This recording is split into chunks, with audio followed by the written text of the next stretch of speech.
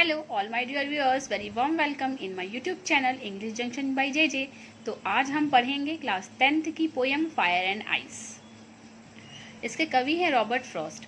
ये कविता दुनिया के अंत के बारे में दो विपरीत विचारधाराएं प्रस्तुत करती है। कविता में दो संभावनाओं पर चर्चा की गई है जो दुनिया के विनाश का कारण हो सकता है। उसमें से पहली संभावना है फायर, यानी कि आग। आग से यहाँ सिंबलाइज किया गया है कि आपकी जो बर्निंग डिज़ायर्स हैं, जैसे कि आपका भी मन कर रहा है कुछ खाने का, आप वो चीज़ खा लेते हो। आपको आइसक्रीम खाने का मन कर रहा है, आपने उस डिज़ायर को पूरा कर दिया। उसके बाद आपको मन कर रहा है नूडल्स खाने का, उसके बाद आपको मन करता है कि आप चलो मैं थोड़ा घूम के आऊँ।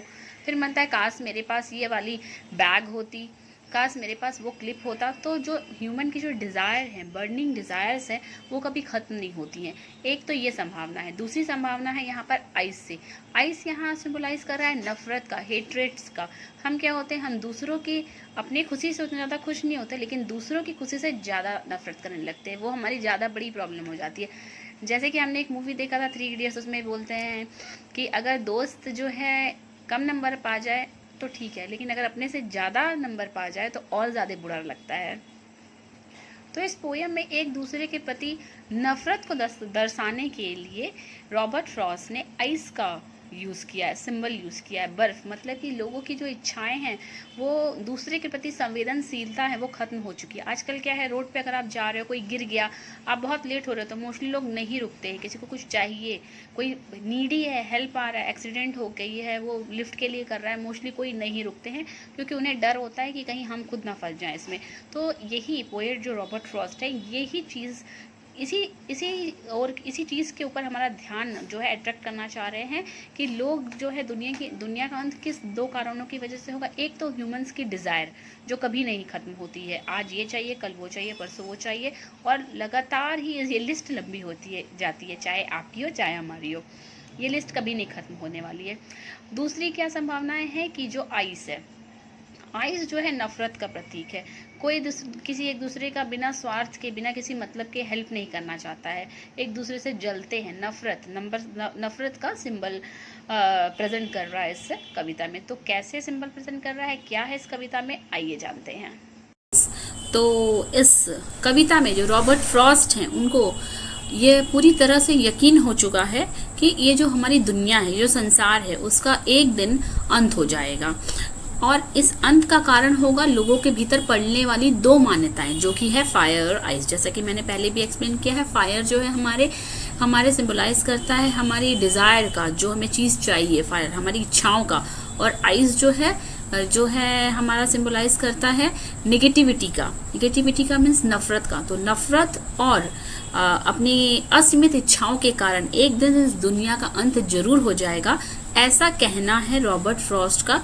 उनकी ये दो मान्यताएं हैं। तो वो इस दो बातों को अपने इस कविता में कैसे बता रहे हैं, आइए जानते हैं। तो यहाँ पे पहली लाइन का मीनिंग होगा, some says the world will end in a fire.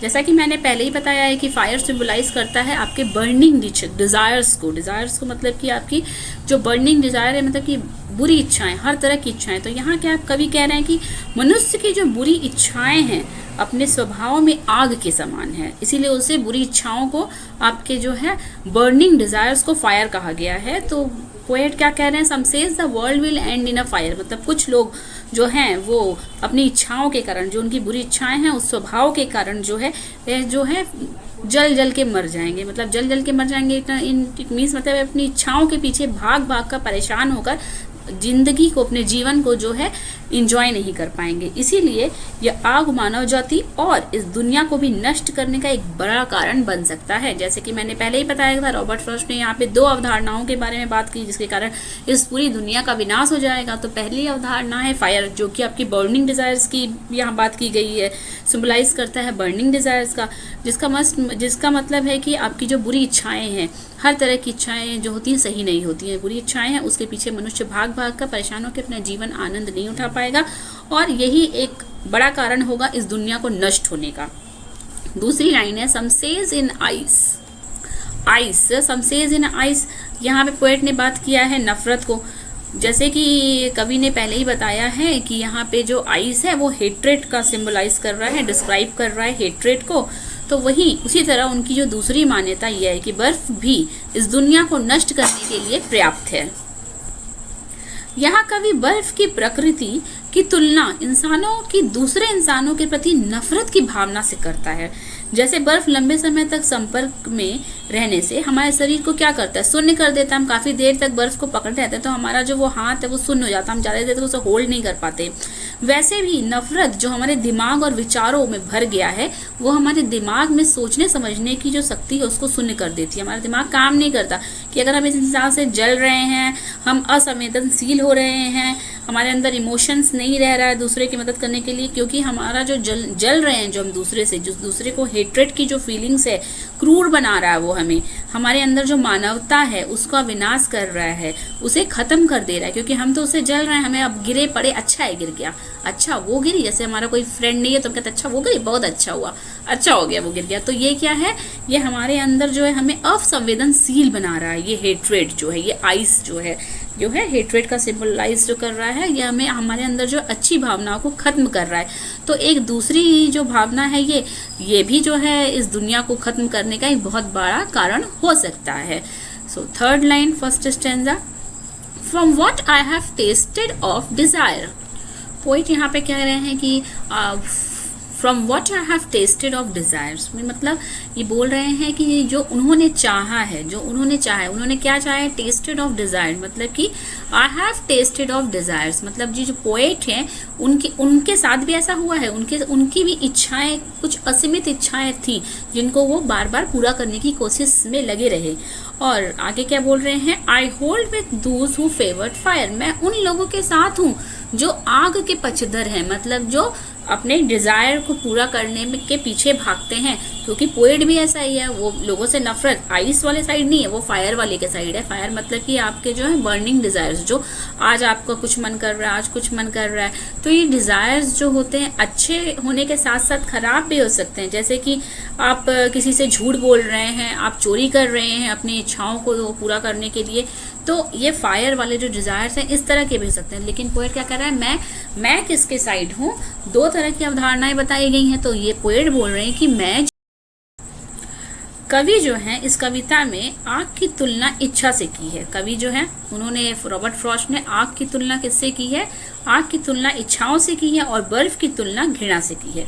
तो रॉबर्ट फ्रॉस्ट यहाँ पे जो है वो कहते हैं कि मैंने, जहाँ तक उनका मानना है, उनका अपने मतलब अनुभव की बात जहाँ तक की जाती है, तो उन्होंने जो भी अपनी इच्छाओं का परीक्षण किया है उसके आधार पर उनको लगता है कि वो जो है अपनी मतलब फायर के साथ ही वो रहेंगे, वो अपनी इच्छाओं के पीछे ही भागते हैं, लोगों से नफरत करने के पीछे नहीं भागते हैं।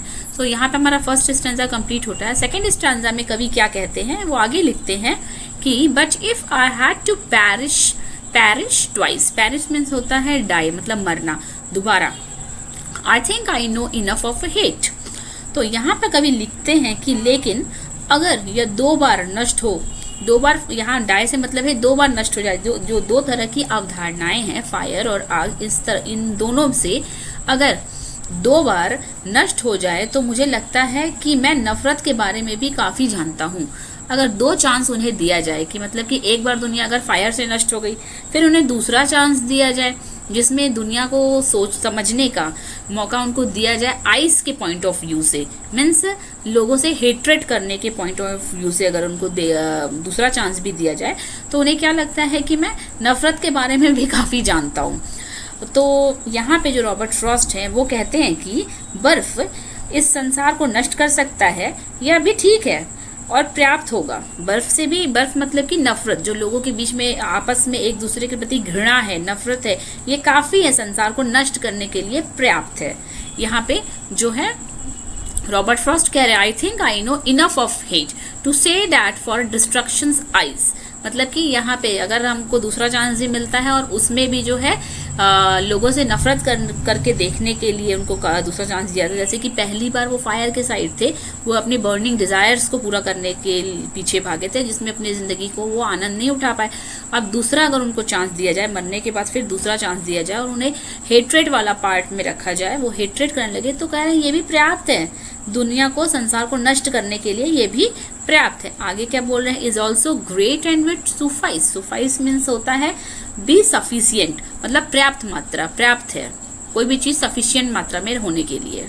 तो आगे कवि कहते हैं कि इस तरह जो है ये कहना जरा भी गलत नहीं होगा कि इच्छा और घृणा, मतलब कि आपका fire and ice, fire symbolise कर रहा है डिजायर्स के, बर्निंग डिजायर्स आपके, और आपके हेट्रेड, इच्छा और घृणा, ये दोनों ही मनुष्य को बर्बाद कर सकते हैं, ये दोनों ही मनुष्य को बर्बाद कर रहे हैं और बर्बाद कर सकते हैं। अब यहाँ पे बात उठती है कि कवि ने जो है इस कविता में मूल रूप से संसार के अंत के दो कारणों को प्रस्तुत किया है, जो कि है इच्छा और घृणा, आइस और फायर। तो क्यों पोएट ने सिर्फ आइस और फायर ही यूज किया? क्योंकि जैसे कि हमारे मन में, हमारे जो मन के अंदर इच्छा बहुत जल्दी जो है फैल होती है कोई भी चीज़ की, अगर हमने एक काम कर लिया तो दूसरा काम करने की इच्छा तुरंत आ जाती है, अच्छा ये हो गया, अब मैं ये लूँगा या ये करूँगी। और आइस जो है घृणा, जो दूसरे से नफरत है, वो भी बहुत जल्दी होता है। तो इसीलिए भगवान ने इच्छा और घृणा को हमें पॉजिटिव वे में यूज़ करने के लिए भगवान ने भी दिया है, और पोएट इसी चीज़ों के प्रति हमारा जो है माइंड ड्रैग करना चाह रहे हैं, खींचना चाह रहे हैं, और इसीलिए उन्होंने आग और बर्फ का प्रयोग किया है, क्योंकि ये भी इच्छा और घृणा की तरह ही बहुत तेजी से फैलती हैं। एक और एस्पेक्ट है इसका कि इच्छा क्या है, वस्तु की कमी है। जब हमारे पास कोई चीज़ नहीं होती है तो हम उस चीज़ों को पाने के लिए उस कमी का अनुभव महसूस करते हैं, और उसे पूरा करने के लिए हम क्या करते हैं, हम उसे पूरा करने के लिए आगे क्या कर सकते हैं। अगर हमारे कोई ड्रेस पसंद आया है तो हमें पैसे चाहिए, अब मम्मी पैसे नहीं दे रही है तो हम क्या करेंगे, हमें उस इच्छा को पूरा करना है, तो हमको उस इच्छा को पूरा करने के लिए हम कदम उठाते हैं। किस तरह के कदम? ये कदम जो है सही भी हो सकते हैं, अच्छे कदम भी हो सकते हैं, और बुरे कदम भी हो सकते हैं। जैसे कि झूठ बोलेंगे हम कि हमें पैसे की ज़रूरत है, चोरी करेंगे, हिंसक व्यवहार करने लगेंगे, तो ये क्या है, ये विनाश का प्रतीक है। दूसरा है दूसरी ओर घृणा। तो घृणा क्या है? नापसंद करने का परिणाम है, किसी चीज, किसी को नहीं पसंद करना, किसी वस्तु को, किसी इंसान को। तो यहाँ पे जो है कवि कह रहे हैं, जब मनुष्य किसी को नापसंद करने लगता है तो उसको, उस मनुष्य से घृणा हो जाती है, और जब मनुष्य को एक दूसरे से घृणा हो जाती है तो यही से विवाद का जन्म हो जाता है, और जब विवाद होता है तो इसे युद्ध में बदलने में तनिक भी समय नहीं लगता। और इसी तरह इतिहास भी साक्षी है कि युद्ध मानव जाति को हमेशा विनाश की ओर ही लेकर गया है। तो इस तरह से ये कहना जरा भी गलत नहीं होगा कि इच्छा और घृणा ये दोनों ही मनुष्य को बर्बाद कर सकती हैं। तो ये था आपका पोएम, रॉबर्ट फ्रॉस्ट की पोएम फायर एंड आइस का एक्सप्लेनेशन। अगर आपको यह एक्सप्लेनेशन पसंद आया हो तो please like and share my video. इसका क्वेश्चन आंसर्स की वीडियो, पोइटिक डिवाइसेस की वीडियो, हिंदी समरी के वीडियो, सब आपको 1 बाय 1 में अलग अलग वीडियो में अपकमिंग वीडियोस में दूंगी, और इसके नोट्स भी आप जाके डिस्क्रिप्शन बॉक्स में, उन सारे वीडियो के डिस्क्रिप्शन बॉक्स में जाके डाउनलोड कर सकते हैं। कोई और भी आपको अगर चाहिए नोट्स या कोई और हेल्प चाहिए तो please comment in my comment box. Thank you for watching.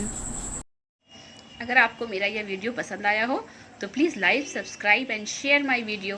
Thank you for watching.